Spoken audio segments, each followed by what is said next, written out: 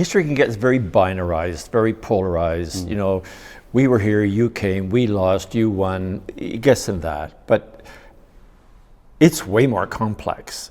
The question is, when we get into the complexities, do we diminish the harms that were done, and do we try to slough off the terrible stuff of colonization, or is going into the complexity of all, you know, whether it's James Douglas's background and what he did as a HBC guy and then whatever, whether that actually enriches our understanding of what happened, therefore we can move on, or does it confuse people so they lose sight of the bigger picture? I don't know. I think that I think I can do both, but I think that it's way more interesting to pick it apart, to play with it, to focus in on something, I think it's all source, right? Like as an artist, I think of it as like that's all source material.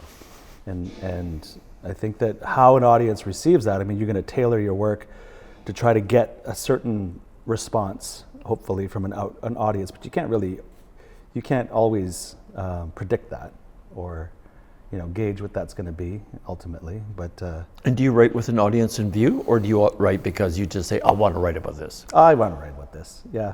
One of the questions I hate the most is, who's this for?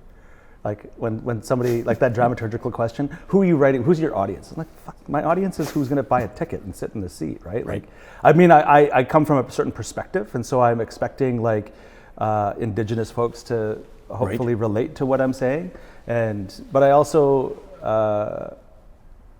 I also, again, as I was saying earlier, like I'm mixed race, so I'm Ntlaka'pamux, but I also have like British ancestors and Spanish ancestors. Spanish. Well, the Lorings, right? The Lorings are, I'm Kevin Loring, and so on the Loring side of the family, I come from a Spanish line of Lorings, of which there is, I have a direct lineage to the Marquis de Marqués de los Loring of Spain.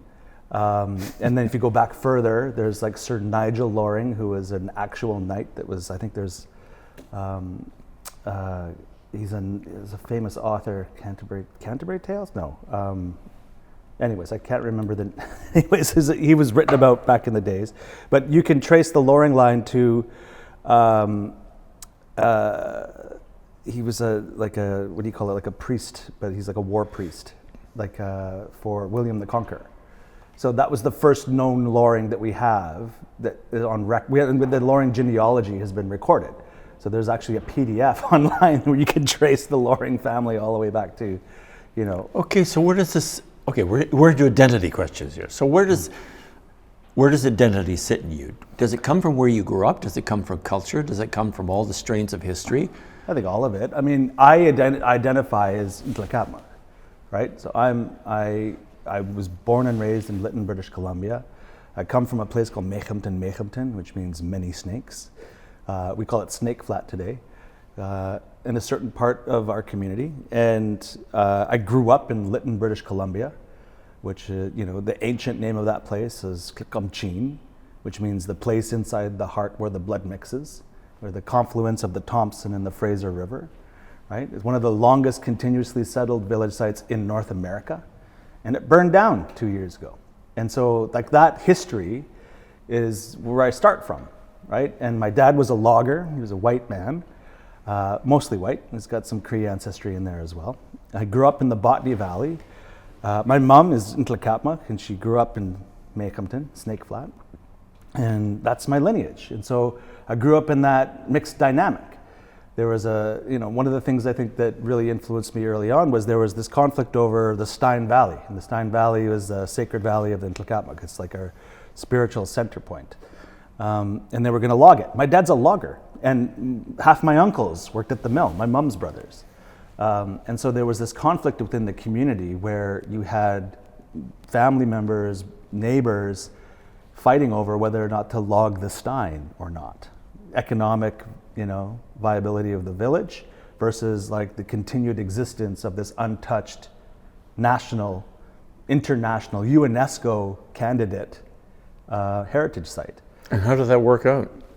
It's now a provincial park under the stewardship of the Ntlaka'pamux people from Lytton First Nation. And was your dad the logger unhappy with that? Yeah, because it meant it threatened the existence of his livelihood. And in the end, I think about 10 years after the Stein was declared a park, the mill closed down and hasn't opened since.